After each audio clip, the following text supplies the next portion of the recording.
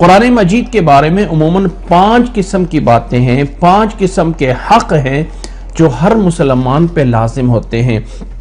پہلے نمبر پہ اس چیز کا ماننا لازم ہے کہ یہ کتاب اللہ کی طرف سے ہے، اللہ کی طرف سے ہے، اللہ کا کلام ہے، اور اللہ کا کلام اللہ کی صفت ہے، اللہ کی صفت ہے اللہ تعالیٰ کا کلام، اس پہ ایمان لانا لازم ہے۔ نمبر 2، اس قرآن مجید کے حروف کو پڑھنا، وَرَتِّلِ الْقُرْآنَ تَرْتِيلًا، اقرأ فقرأوا ما تیسر من القرآن، قرآن مجید کو پڑھنا۔ تیسرے نمبر پہ قرآن مجید کو پڑھنا سیکھنا اس طرح کر کے کہ اس کو صحیح طرح پڑھا جائے۔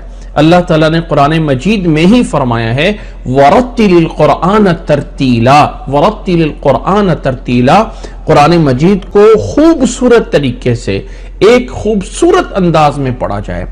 اسی طرح قرآن مجید کے ایمان لانا، پڑھنا، پڑھنے کو سیکھنا۔ اسی طرح چوتھے نمبر پہ یہ حق لازم ہے کہ قرآن مجید پہ پڑھنے کے بعد، سیکھنے کے بعد اس کا معنی جانا جائے کہ اللہ کا یہ پیغام میرے لیے مجھے کیا آ کے کہہ رہا ہے۔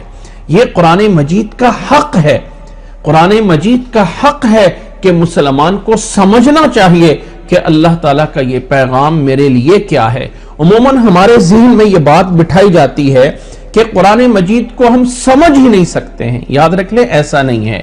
اللہ تعالیٰ نے قرآن مجید میں ہی سورۃ قمر کے اندر فرمایا ہے وَلَقَدْ يَسَّرْنَا الْقُرْآنَ لِلذِّكْرِ فَهَلْ مِن مُدَّكِرٍ، ہم نے قرآن مجید کو آسان کر دیا ہے سیکھنے والوں کے لیے۔ کوئی ہے کہ اس کو آ کے سیکھے، کوئی ہے کہ آ کے اس کو سمجھے؟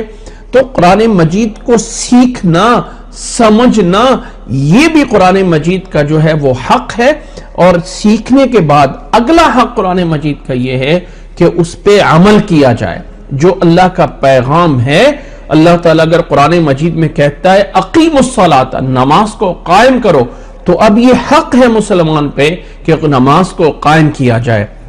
اور اس سے اگلا حق یہ ہے کہ اب یہ اللہ کا پیغام دوسرے لوگوں تک پہنچایا جائے۔ اللہ کے نبی صلی اللہ علیہ وسلم نے فرمایا تھا بلغوا عنی ولو آیا، ایک آیت بھی آتی ہے تو اسے بھی آگے لوگوں تک پہنچاؤ۔ ایمان لے کے آنا، اس کو پڑھنا، پڑھنے کو سیکھنا، ترجمہ جاننا، اس پہ عمل کرنا اور آگے لوگوں تک پہنچانا، یہ 6 قسم کے قرآن مجید کے حقوق ہیں جن تمام حقوق پہ ایمان لانا ضروری ہے، وگرنہ اللہ کے پاس جا کے یہ شکایت لگ سکتی ہے وقال الرسول یا رب ان قوم اتخذوا هذا القرآن مہجورا۔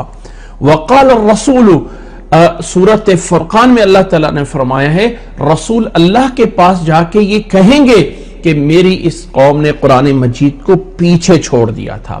اس لیے یاد رکھ لیں قرآن مجید ایک ایسی کتاب ہے کہ اللہ کے نبی محمد صلی اللہ علیہ وسلم نے فرمایا ہے ان اللہ یرفع بہذا الکتاب اقواما ویضع بہ آخرین، اللہ تعالیٰ اسی کلام کے ذریعے بہت سے لوگوں کو بلند کرتا ہے اور بہت سے لوگوں کو نیچے کر دیتا ہے، کیونکہ جو لوگ اس پہ عمل کرتے ہیں اللہ تعالیٰ نے قرآن مجید میں سورۃ بقرہ میں فرمایا ہے یضل بہ کثیرا ویہدی بہ کثیرا، اسی قرآن مجید کے ذریعے اللہ تعالیٰ بہت سے لوگوں کو ہدایت دیتا ہے اور بہت سے لوگوں کو اللہ تعالیٰ گمراہ کر دیتا ہے۔